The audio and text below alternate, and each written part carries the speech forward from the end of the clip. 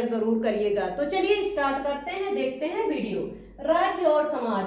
कुछ जो है राजनीतिक विचारक हैं जो राज्य और समाज में अंतर नहीं मानते हैं, कुछ विचारक हैं जो राज्य और समाज में अंतर मानते हैं। तो चलिए देख लेते हैं कौन से विचारक राज्य और समाज में अंतर मानते हैं, कौन से विचारक जो हैं राज्य और समाज में अंतर नहीं मानते हैं। तो देखते हैं, प्लेटो, अरस्तु, हीगल, कांट। प्लेटो, अरस्तु, हीगल, कांट, इन्होंने क्या किया? अंतर नहीं माना, राज्य और समाज में अंतर नहीं माना। प्लेटो क्या है? प्लेटो अति आदर्शवादी हैं। प्लेटो क्या है? अति आदर्शवादी हैं। अरस्तु क्या है? अरस्तु क्या है? व्यवहारिक आदर्शवादी हैं। और हीगल और कांट क्या है?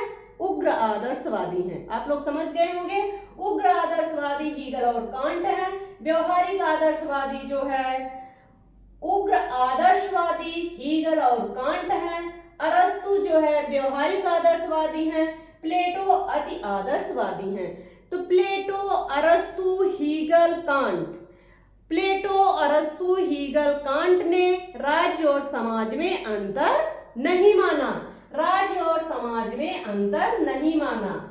वर्कर को देखते हैं, राजनीति और समाज को अलग मानते हैं। वर्कर जो है राजनीति और समाज में अंतर मानते हैं, लेकिन उन्होंने कहा कि राज्य और समाज का जो नैतिक उद्देश्य की प्राप्ति है वह एक ही है। नैतिक उद्देश्य की प्राप्ति एक है। किसने कहा? वर्कर ने कहा। लेकिन जो है राज्य और समाज दोनों भिन्न भिन्न हैं। आगे देखते हैं हम लोग, समाज जो है, हाँ, एक क्वेश्चन पूछा जाता है, समाज राज्य से प्राचीन है कि राज्य समाज से प्राचीन है?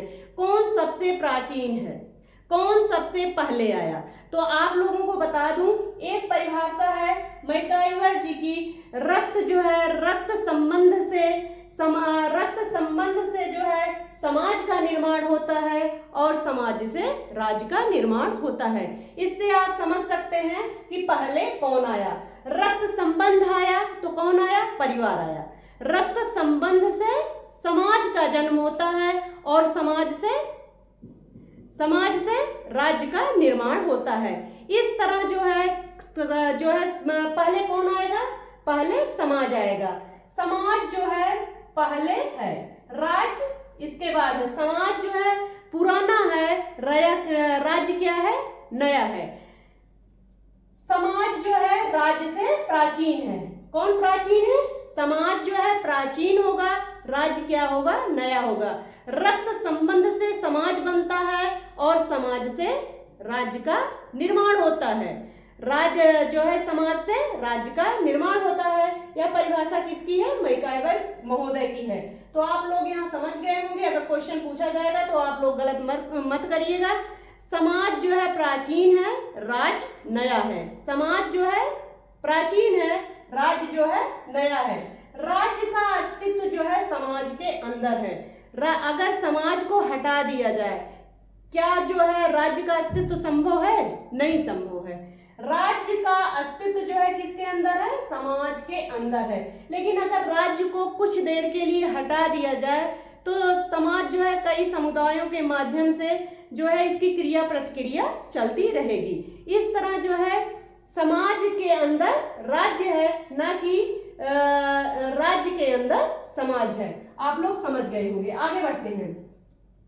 हाँ, पूछा जाता है क्या समाज का क्षेत्र व्यापक है या राज्य का क्षेत्र व्यापक है? तो आप लोगों को बता दूं कि समाज का क्षेत्र जो है व्यापक है। किसका क्षेत्र व्यापक है? समाज का क्षेत्र व्यापक है, लेकिन गतिविधियों के आधार पर राज्य का क्षेत्र व्यापक है। गतिविधियां सबसे ज्यादा किस में होती हैं? राज्य में होती हैं। इस प्रकार अगर गतिविधियों के आधार पर पूछा जाएगा तो राज्य सही होगा, लेकिन वैसे समाज का क्षेत्र ज्यादा व्यापक है। आप लोग समझ गए होंगे। आगे बढ़ते हैं, देखते हैं राज्य और नागरिक समाज। राज्य और नागरिक समाज, राज्य और नागरिक समाज वैसे एक माना जाता है। राज्य और नागरिक समाज अगर हम बोले तो लगभग व्यवहारिक रूप में एक माना जाता है, लेकिन यह दोनों भिन्न है। राज्य और नागरिक समाज दोनों भिन्न हैं।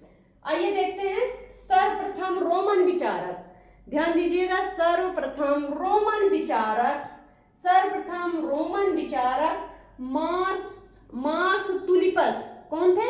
मार्क्स तुलिपस। सर्वप्रथम रोमन विचारक मार्क्स तुलिपस।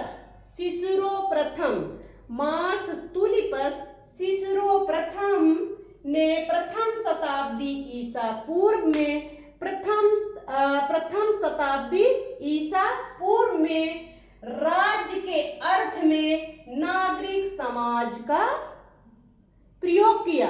राज्य के अर्थ में नागरिक समाज का प्रयोग किया। किसने किया? सर्वप्रथम रोमन विचारक मार्क्स तुलिपस और सिसरो ने। किसने किया? मार्क्स तुलिपस और सिसरो ने किया। कहाँ के विचारक थे? रोमन विचारक थे। आप लोग समझ गए होंगे। प्रयोग किया। उन्होंने कहा, सिसरो ने कहा, वह राज्य का ढांचा मात्र ना होकर, मतलब नागरिक समाज जो है राज्य का ढांचा मात्र ना होकर, समाज जिसके सदस्य नागरिकों के रूप में मिलजुल कर रहते हैं। किसने कहा? सिसरो ने कहा कि वह राज्य का ढांचा मात्र ना होकर ऐसा समाज है जिसमें सभी नागरिक जो है मिलजुल कर क्या करते हैं? रहते हैं और कानूनों का पालन करते हैं। इसमें जो है इन्होंने बर्बर जातियों को शामिल नहीं किया। किसने? सिसरो ने क्या कहा? सिसरो ने कहा कि वह राज्य का ढांचा मात्र ना होकर ऐसा समाज था जिसमें लोग जो है मिलजुल कर रहते थे और कानूनों का पालन करते थे, लेकिन इसमें बर्बर जातियों को उन्होंने शामिल नहीं किया। आप लोग समझ गए होंगे। आगे देखते हैं 17वीं शताब्दी के अंग्रेज विचारक जॉन लॉक। आप लोगों को नाम पता होगा। 17वीं शताब्दी के अंग्रेज विचारक जॉन लॉक ने सामाजिक समझौते के सिद्धांत में, एक बार फिर से रिपीट करते हैं, 17वीं शताब्दी के अंग्रेज विचारक जॉन लॉक ने सर्वप्रथम सामाजिक समझौते के सिद्धांत में, किसमें? सामाजिक समझौते के सिद्धांत में नागरिक समाज को राज्य समाज का समवर्ती माना। कौन माना? John Locke. कहाँ के विचारक थे? अंग्रेज विचारक थे।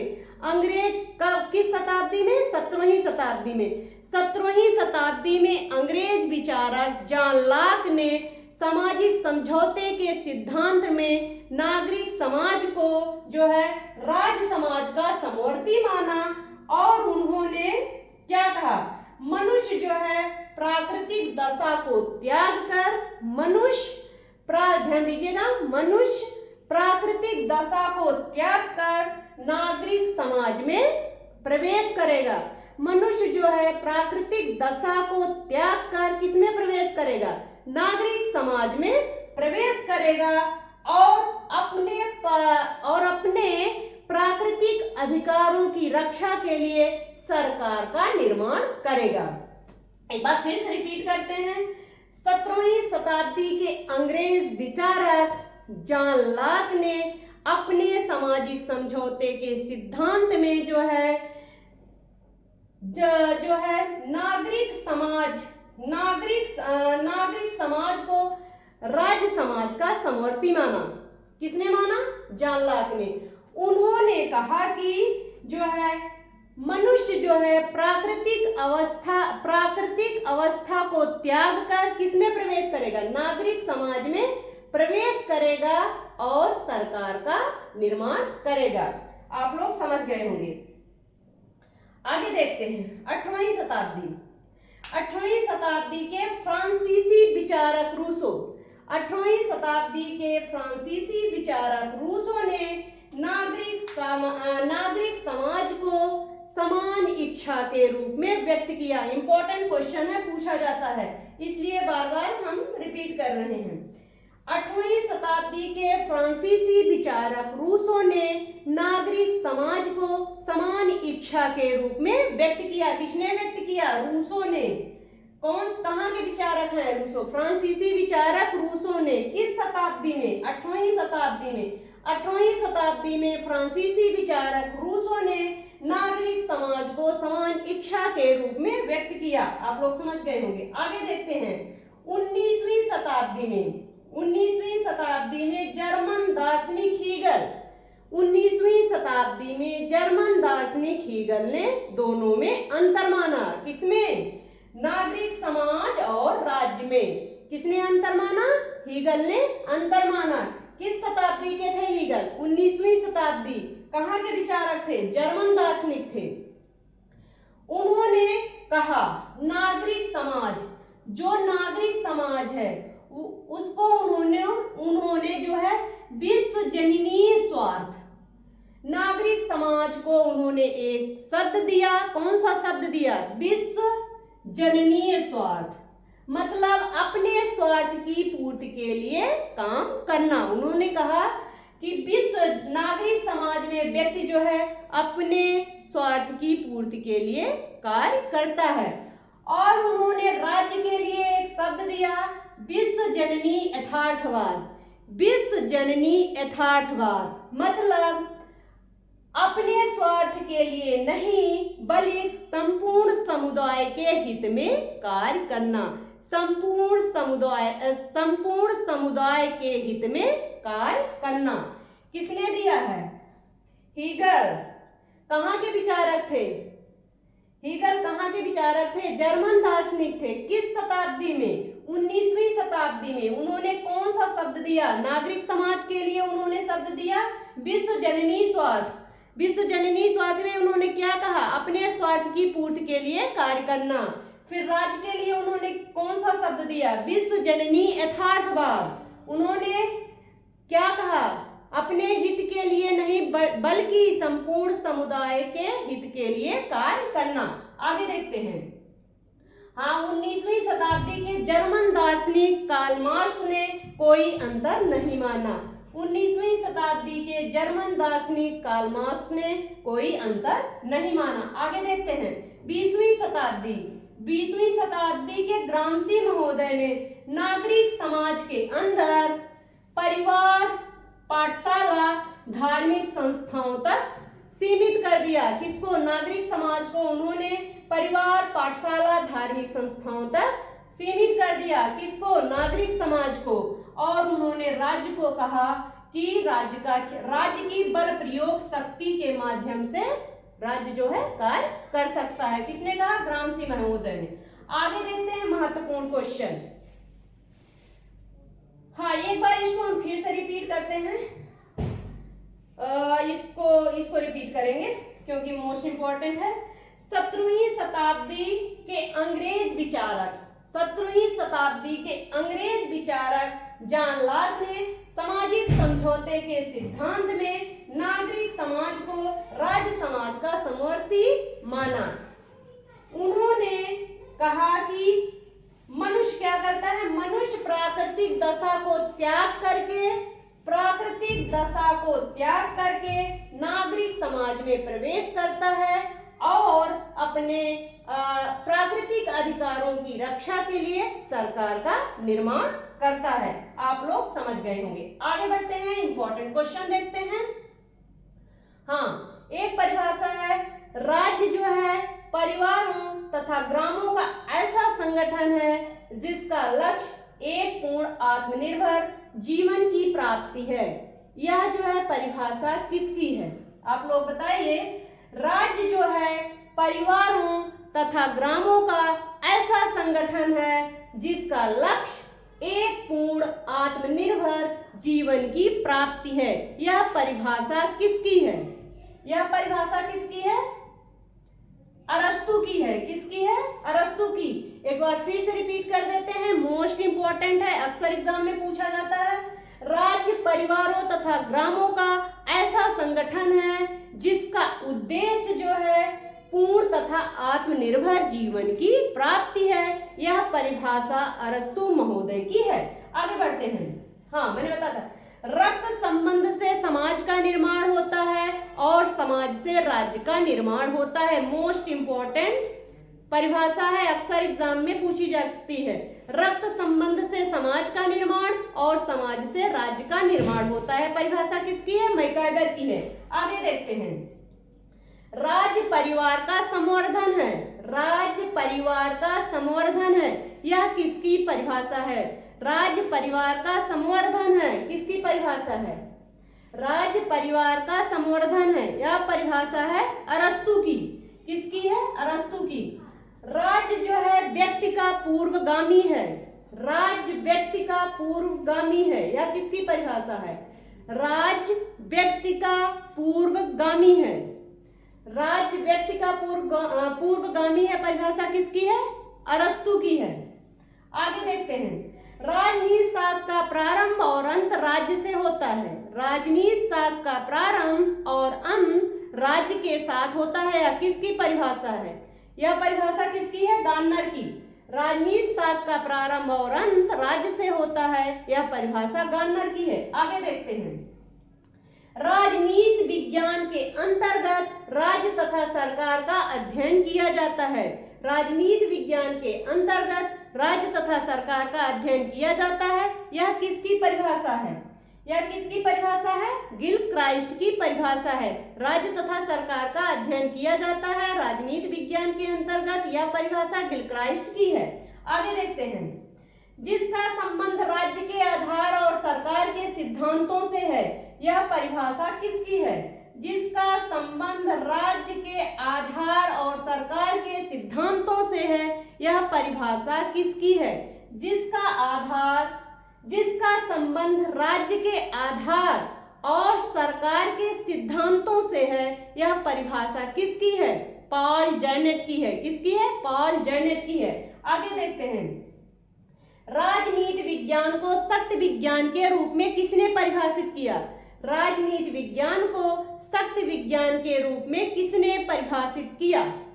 राजनीति विज्ञान को सत्य विज्ञान के रूप में किसने परिभाषित किया? किसने किया? कैटलिन ने किया है। किसने किया है? कैटलिन ने किया है। आगे देखते हैं। राजनीति विज्ञान का उद्भव किस शास्त्र से हुआ है? राजनीति विज्ञान का उद्भव किस शास्त्र से माना जाता है? राजनीति विज्ञान का उद्भव आप लोग सोचिए, बताइए किससे माना जाता है? दर्शन शास्त्र से माना जाता है। किससे? दर्शन शास्त्र से माना जाता है। अभी कल हमने पढ़ाए थे। हाँ, सीले डिग्वी हाल बिलोबी। सीले डिग्वी हाल बिलोबी। सीले डिग्वी हाल बिलोबी। भूभाग को आवश्यक नहीं माना। किसने आवश्यक नहीं माना? सीले डिग्वी हाल बिलोबी भूभाग को आवश्यक नहीं माना। वहीं जेलिनिक, विल्सन, ब्लडसली और गार्नर ने भूभाग को आवश्यक माना। पिछले वीडियो में हम पढ़ा चुके हैं। आगे बढ़ते हैं। हाँ, राज्य का सर्वाधिक महत्वपूर्ण कार्य क्या है? राज्य का सर्वाधिक महत्वपूर्ण कार्य क्या है? राज्य का सर्वाधिक महत्वपूर्ण कार्य क्या है? क्या है? शांति सुरक्षा कानून बनाना। शांति सुरक्षा कानून बनाना राज्य का सबसे महत्वपूर्ण कार्य शांति सुरक्षा कानून बनाना। आगे देखते हैं। आधुनिक राज्य को क्या कहते हैं? आधुनिक राज्य को क्या कहते हैं? प्राचीन राज्य को क्या कहा जाता था? नगर राज्य। नगर राज्य के बाद क्या आया था? समाज राज्य। समाज राज्य के बाद क्या आया था? राज्य राज्य। राज्य समाज आया था। पहले नगर राज्य आया, फिर समाज राज्य आया, फिर राज्य समाज आया, फिर क्या आया? राष्ट्र राज्य। आधुनिक समाज को किससे संबोधित करते हैं? राष्ट्र राज्य से। किससे? राष्ट्र राज्य से। आप लोग समझ गए होंगे, बता चुके हैं पीछे। आगे देखते हैं। राजनीति विज्ञान किसकी शाखा है? राजनीति विज्ञान किसकी शाखा है? राजनीति विज्ञान किसकी शाखा है? किसकी शाखा है? समाज विज्ञान की एक शाखा है। राजनीति विज्ञान समाज विज्ञान की एक शाखा है। राजनीति विज्ञान समाज विज्ञान की एक शाखा है। आगे देखते हैं।